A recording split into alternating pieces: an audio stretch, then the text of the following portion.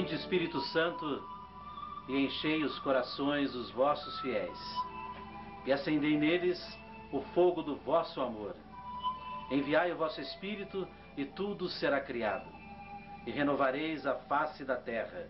Oremos. Ó Deus, que instruísse os corações dos vossos fiéis com a luz do Espírito Santo, fazei que apreciemos corretamente todas as coisas, segundo o mesmo Espírito, e gozemos sempre da sua consolação, por Cristo Senhor nosso.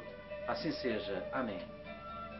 Meu amigo telespectador, é uma alegria, um prazer imenso estar mais uma vez com você, para que nós possamos juntos experimentar um pouco mais a riqueza da sabedoria de Deus, a riqueza da palavra do Senhor. Eu quero convidá-lo a pegar junto comigo o livro de Jeremias, capítulo 31, versículos de 31 a 34. Pegue comigo.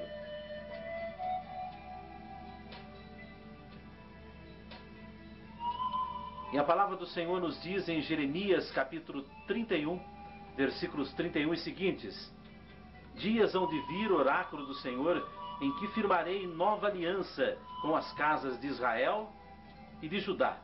Será diferente da que concluí com seus pais no dia em que pela mão os tomei para tirá-los do Egito. Aliança que voltaram, embora eu fosse o esposo deles.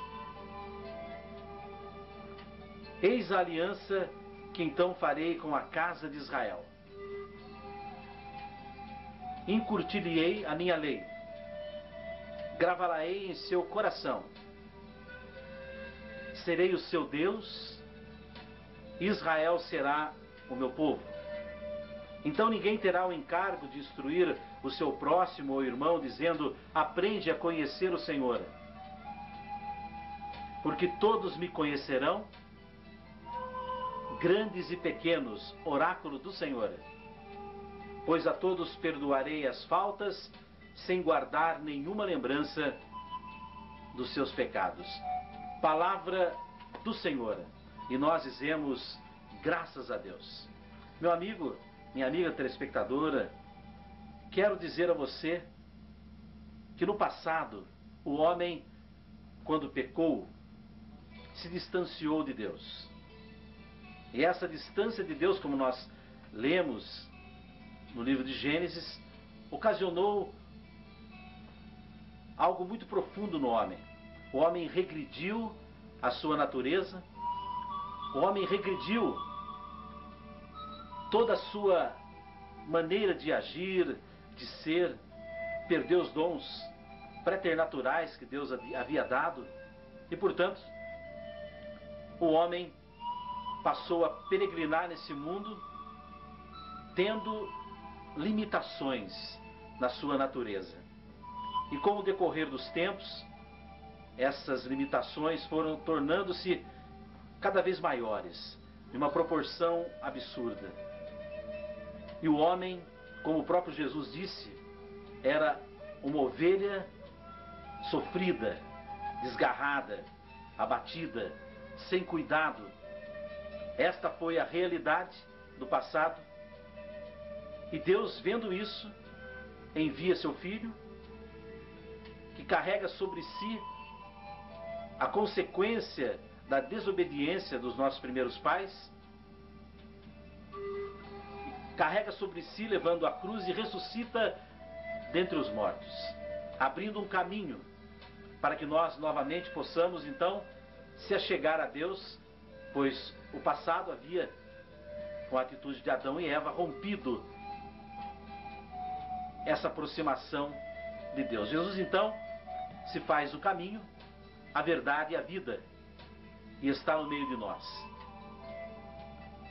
Ele, antes de voltar ao Pai, após ter cumprido sua missão entre nós, isso está até registrado no livro de Atos dos Apóstolos, capítulo 1, versículo 8, quando ele diz: mas descerá sobre vós o Espírito Santo, e vos dará força, e sereis minhas testemunhas em Jerusalém, em toda a Judéia e Samaria e até os confins do mundo. Quero dizer a você, meu amigo, quero dizer a você, minha amiga, que realmente Jesus nos deu aquilo de mais importante para que nós pudéssemos então peregrinar nesse mundo, cumprindo a nossa missão e tendo a nossa vida passo a passo, enquanto estamos aqui realizando o chamado de Deus para todos nós. Quero dizer a você, meu amigo, quero dizer a você, minha amiga, que o que mais é importante para nós é o Espírito Santo. Haja visto que Jesus mesmo afirmou isso, dizendo: mas descerá sobre vós o Espírito Santo e vos dará força. Por quê? Porque o homem sem o Espírito Santo é fraco. As atitudes do homem sem o Espírito Santo são fracas.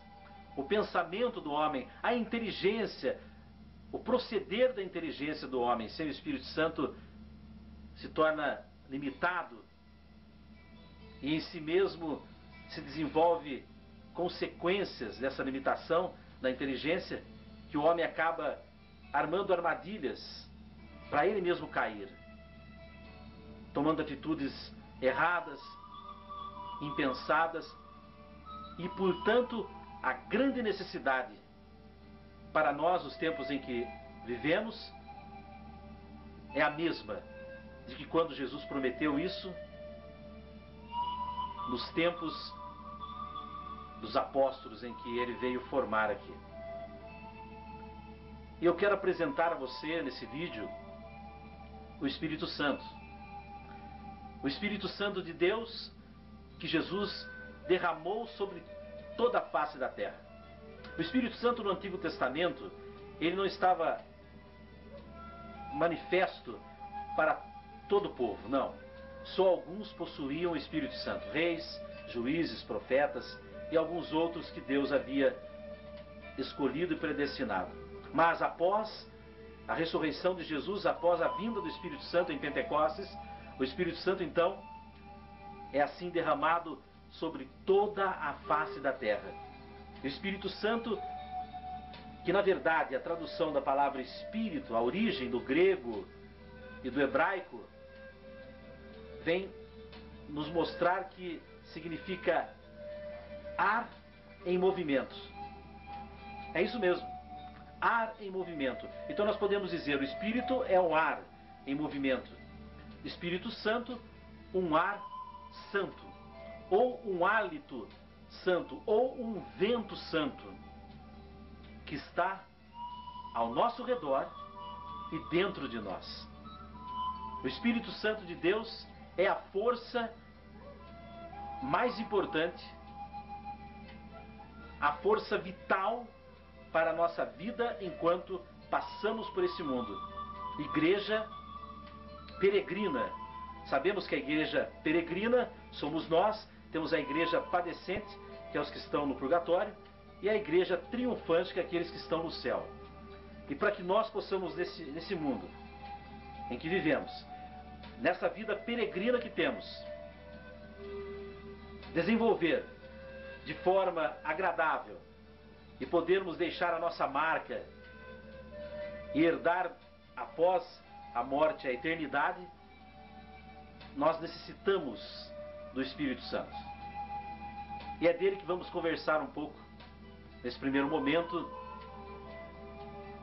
E a palavra do Senhor era bem clara.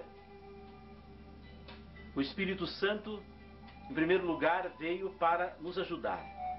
Até mesmo a própria palavra nos diz que o Espírito Santo é o ajudador, é o advogado, é aquele que está ao nosso lado, é aquele que está perto de nós para nos defender, de tal forma que nós possamos passar por esse mundo sem sermos atingidos e feridos com toda a força negativa, ruim, o mundo que o próprio Evangelho nos diz que jaz sobre o maligno.